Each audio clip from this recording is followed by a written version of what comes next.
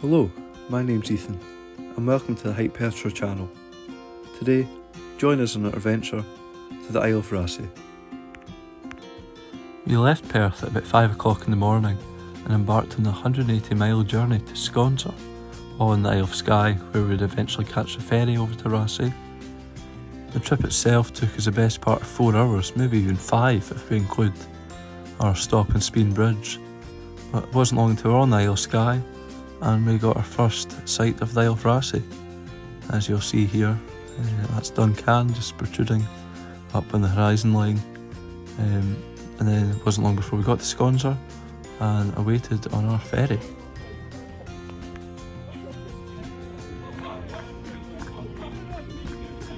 We had some great views in the ferry looking back towards Dunan, and Brochel. We even saw some dolphins splashing up in the water next to our ferry. And then it wasn't long until we got the sight of Edinburgh. It's only about a 20-minute ferry. And the short journey across the water makes the Isle of Raasay one of the most accessible islands in the Hebrides. We started our walk in the north of the island at Loch Arnish before working our way back down. Our first point of interest was Calum's Road. Calum's Road was built by a man named Calum who lived in the township of Arnish in the north of the island. For many years, the people of northern Raasay had asked Inverness County Council to extend the current road from Castle to the northern tip of the island. However, all of these requests were denied, so Calum took it upon himself to build the road.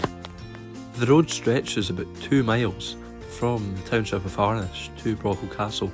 Whilst this doesn't sound too far, it would have been a real challenge building a road over Raasay's rugged terrain. Just at the end of Calum's Road is Brochel Castle. Brochel Castle was built about the late 15th century to the early 16th century and looks across the inner sound towards the mainland and Applecross.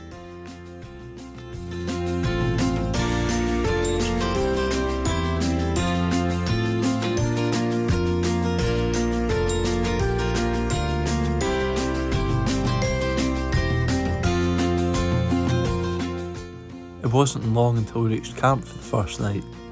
Here, going along the main road that runs up the stretch of the Isle of Raasay, we look over to Skye.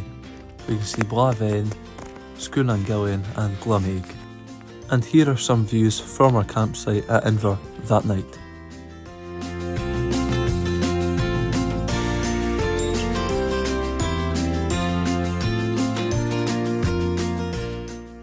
On day 2, we climbed up to the top of Caan, which is the highest point in the Isle of Raasay, standing at just under 1,500 feet.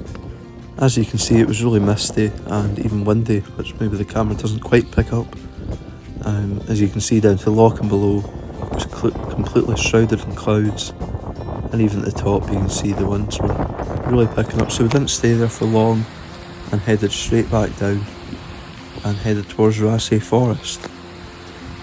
Before arriving in Raasay Forest, we stopped past Mine 1 Raasay, which was the number 1 mine on the Isle of Raasay, which mined iron ore for much of the First World War.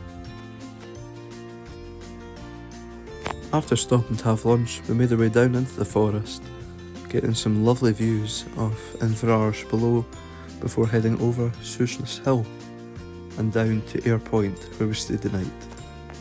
And here's a view from our tent, looking across Calum, as I believe it's pronounced, which is the body of water separating Raasay from the Isle of Skye and the mainland. Our third and final day on the island started with a walk past the lighthouse down at Ayr Point. It's not the typical lighthouse, it's more modern looking, but I'm sure it does the job on a cold, dark, misty night.